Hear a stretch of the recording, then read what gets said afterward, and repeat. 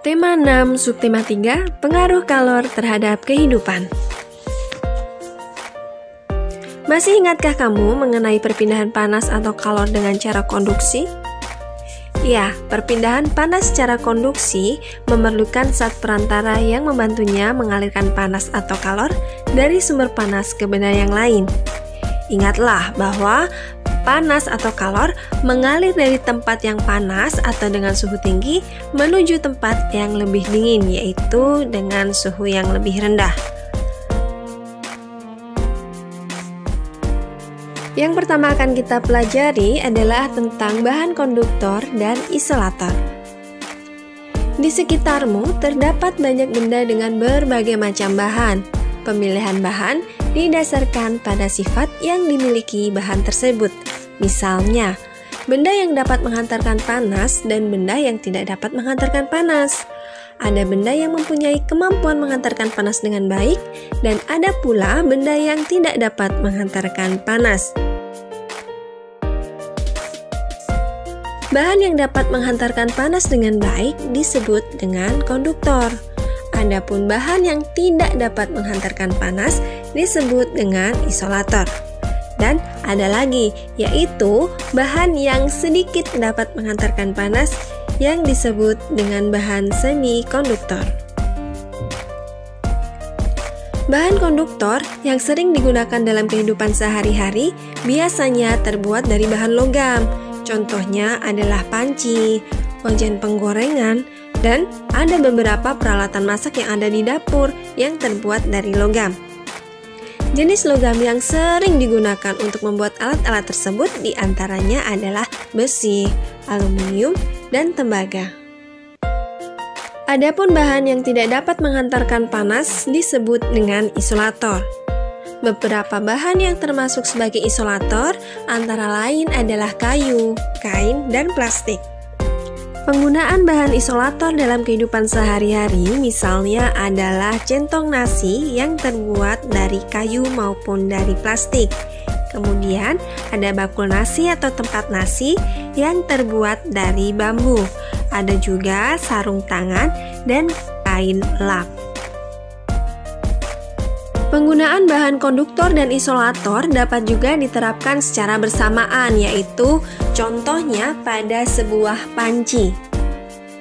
Pada panci yang biasa kita gunakan untuk memanaskan air terdiri atas dua bahan yang berbeda, yaitu ada bahan yang berfungsi sebagai konduktor dan ada juga bahan yang berfungsi sebagai isolator. Ada dua bahan yang digunakan dalam pembuatan panci, yaitu logam dan plastik. Logam di sini berfungsi sebagai konduktor, yaitu menghantarkan panas, dan plastiknya berfungsi sebagai isolator. Isolator berguna untuk mencegah panas dari sumber panas agar tidak dialirkan ke pengguna panci, sehingga fungsi utamanya adalah untuk melindungi pemakai agar tidak kepanasan dan dapat menggunakan alat tersebut sebagaimana mestinya.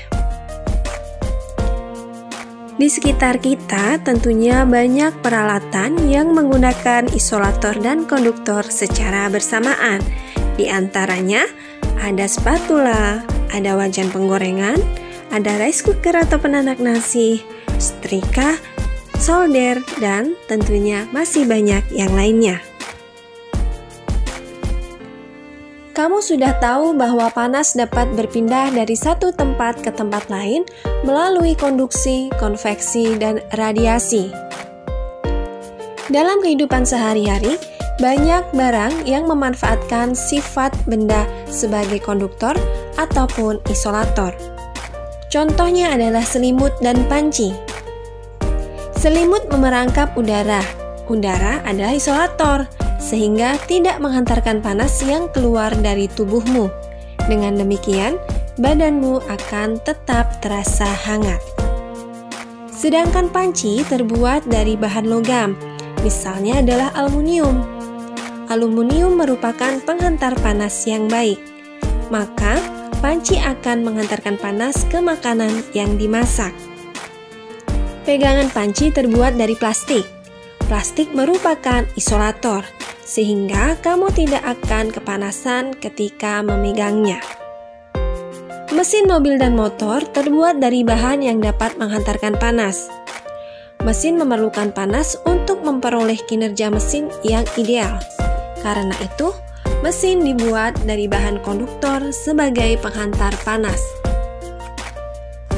Dari uraian tersebut, kamu sudah tahu mana bahan yang bersifat konduktor dan mana bahan yang bersifat isolator. Selain selimut dan panci, tentu kamu dengan mudah menjumpai penggunaan benda yang bersifat konduktor dan isolator dalam kehidupan sehari-hari.